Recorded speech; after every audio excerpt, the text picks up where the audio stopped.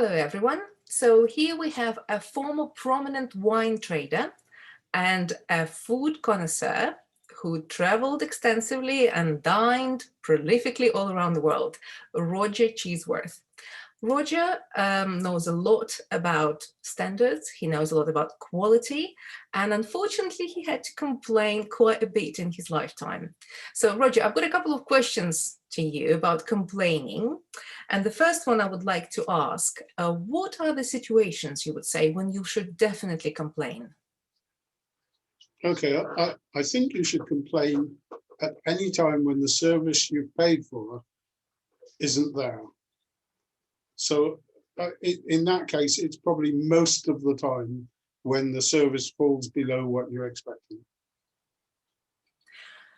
Of course, complaining can be quite tedious and time-consuming as well. Would you say that there are situations when you shouldn't really bother complaining? No, I think most of the time when you've got a reason to complain, you should complain. It depends on circumstances as well. So if you're in a situation where it's a very minor disruption, then don't bother. But most of the time, complain. Thank you. So have you ever had situations when you complained and it didn't get you anywhere? Yes, we were flying back from Portugal on British Airways and we were business class. I couldn't book the seat prior to getting to the airport, which I found unusual. When we got there, we were in row 14, which is very unlike a business class seat, which usually go from row 1 to 5. So we took our seats in 14, found there were no food left, no drinks left. They'd run out of basically everything.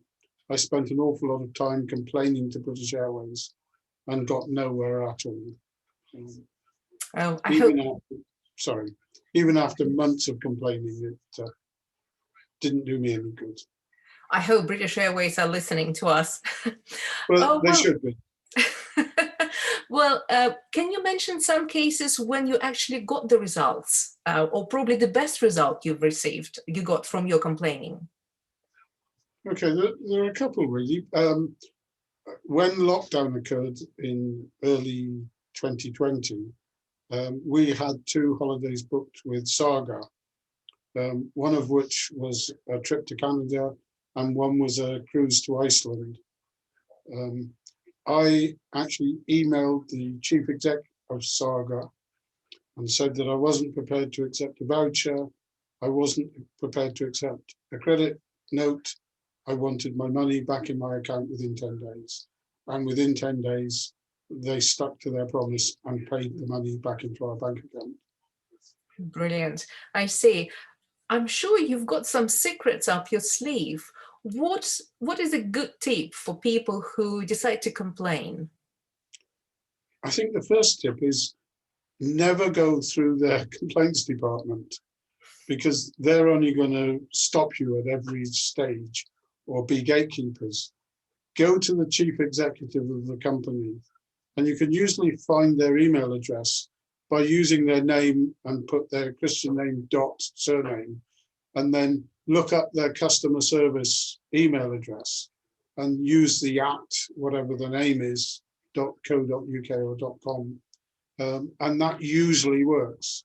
Then you're straight through to the top person, who will then pass it down to someone else to deal with. But at least everybody then is taking it seriously. Brilliant. That's a really good piece of advice. Thank you, Roger. Well, I would say that if you would like to complain and you would like to get the results from your complaints, you're welcome to come to my course where I'll show you the templates. I'll show you the exact phrases you should use to make sure that you are taken seriously and to make sure that your complaints are responded to. Thanks a lot. Thank you, Roger. Thank you for your advice. You're welcome.